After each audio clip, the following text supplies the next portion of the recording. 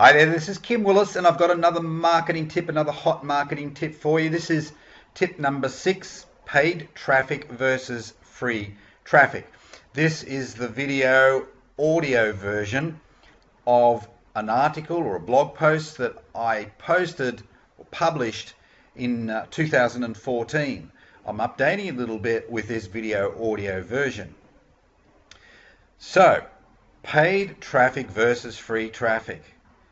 The debate continues amongst marketers. Which is best? That's what people are asking. What's best? Is it better to put your efforts into so-called free traffic strategies, or is it better just to forget that and to focus on advertising paid traffic?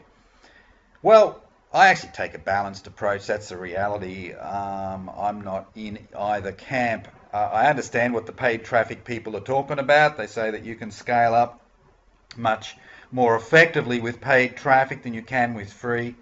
But on the other side, with the free strategies, there's less risk. There's less risk. You don't have the same risk of capital loss that you do with paid strategies. And that's one of the things that the paid strategies advocates never talk about. It's okay for them because they're already experienced marketers. They're the ones that have learnt the hard way. They've probably lost a ton of money in the early stages, and now they're sitting pretty. But there are lots of people out there, particularly newbies, who don't have the skills. Maybe they don't have the deep pockets either, and a lot of those people are just going to lose money. It's as simple as that. They're going to lose money, and they'll probably end up losing thousands of dollars. Sure, if they can hang in there long enough, ride out the storm and get better at this thing, this paid advertising approach, okay, they may end up being one of the gurus. But for a lot of people, of course, that doesn't happen. On the other hand, free traffic, the disadvantage of free traffic is that, and when we're talking free traffic, I'm talking about, say, organic traffic that might come from a blog, from YouTube videos, etc., social media activities. On the other hand, free traffic, the downside of free traffic is that it's longer, it takes more time before it starts working. So that's one of the big reasons why people use paid strategies, because they're looking to get a return, get some sales. They won't be getting a positive return in the short term, I wouldn't have thought, but at least get some sales on the board as quickly as possible. And certainly that is a strong selling point for paid strategies. Free strategies take longer. They usually take months, many months, before they start to work. All right. So let's have a look at this article anyway. Enough of my little rant, and let me just go straight to the article. The debate continues to rage. In one camp you have the content marketing mavens and the social media queens, most of the good ones are female, who are adamant that the so-called free methods are the way to go for internet marketers. In another camp you have the paid traffic advocates who say that paid traffic is the only way to scale your business, which is more or less what I said, okay? Said before. Who is right? Well, but actually both are correct. There is merit in both arguments, and in my business I use both paid and free strategies. I call it a balanced approach. Of course, the paid advocates say that the free strategies aren't in fact free because you're giving up your time, and this is true. They're not free, so perhaps we should call them organic or natural strategies. Okay, irrespective, you're not outlaying money up front, and that's where the risk factor comes in, and it becomes particularly problematic for newbies who haven't got a clue and therefore are, well, highly likely to lose money. Let's look at the case for paid traffic anyway. People like Jim Yagi, Matt Lloyd and others are big advocates for paid traffic. They've built their business around it. But even someone like Yagi, in reality, is also a serious content marketer, which is a different issue. See, if you look at the really big marketers out there, even those, and particularly those who are paid traffic advocates, they're not saying not to create content, because all of the big brands out there, even with me and my brand, we all create content. So anybody thinks that they can avoid being, content driven simply by running some ads, you're deluding yourself. The reason why they create content is to further build their authority and their presence in the marketplace, because they know, just as I know, that the internet is all about content. It's a content platform. Okay, so whether you use free strategies or paid strategies is almost secondary to this core point that I'm making, and that is that content is king, and you're going to need to embrace content creation and content marketing techniques either way. Now, the thing I like about paid traffic is that it's usually faster to yield a result than free methods such as blogging, article marketing, and social media activities. When I ran my very first ad campaign in 2006 with Google AdWords, I had traffic within a couple of hours and leads or opt-ins by the next day. Now, as a guy who had never used online methods before, I was very impressed. So speed is the main benefit, other than scalability. You can get almost instant action with the right paid campaign. If you are new to the world of internet marketing, here are the main paid options for you: pay-per-click search, pay-per-click social, banner ads, solo ads. They're the basic four. There are other subsidiary strategies, but these are the most important ones. Okay, pay-per-click or PPC, click search, PPC social, banner ads, solo ads. Now, the downside of paid traffic strategies. Despite the fact that the paid advertising advocates rarely mention it, the fact is that paid methods are inherently risky. They can wax lyrical about its virtues, but in the hands of an inexperienced person, it can be a recipe for disaster. You can easily lose a bunch of money with paid methods. Very, very easy to do. Certainly in the hands of an experienced practitioner, it can be the opposite. A license to print money, but newbies need to temper their enthusiasm with the stark reality that it can be risky and expensive. The case for free traffic. Two main types of free traffic: social media, content marketing, blogs, putting content on article sites, forum marketing, creating content for forums, etc. I'm a natural content marketer. I'm always producing content for my blog and my YouTube channel. I enjoy it, which does make it a lot easier if you enjoy something. Then I leverage the content into social media platforms onto social media platforms such as Facebook and Google+, which in turn gets me more visitors. Whilst it has taken time to learn it and then get some of my content ranked on the search engines, now I get free traffic every day to my two main blog sites. What I like about it is that it continues to produce a result long after the work has been done. I'm also an active social media marketer, but I don't find it nearly as satisfying as expressing myself via the written and spoken word, which is right on the money. The downside of free traffic strategies. Downside is that it takes time to learn the strategies and implement them, but in reality, to be fair, it usually takes time to learn the paid strategies anyway.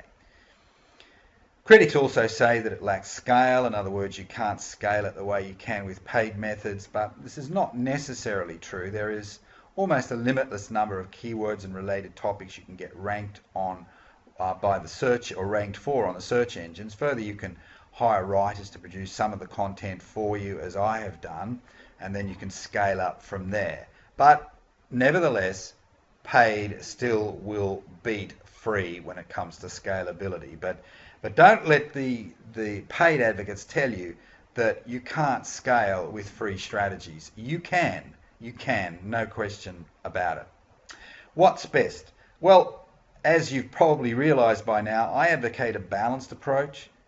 Do some paid advertising whilst at the same time create some content and or start engaging with people on social media sites such as Facebook. After all, success is really about creating and cultivating one-on-one relationships, isn't it? And that's really what what it's all about. I mean, once you've got yourself a lead, well, you need to cultivate that person and turn them into, you know, a business associate, a friend, a colleague, whatever. It's all about building relationships. An alternative strategy, if you were particularly risk adverse, is to hold off on using paid strategies. One of the approaches that I teach for new people as an option, and I think it's a pretty good option.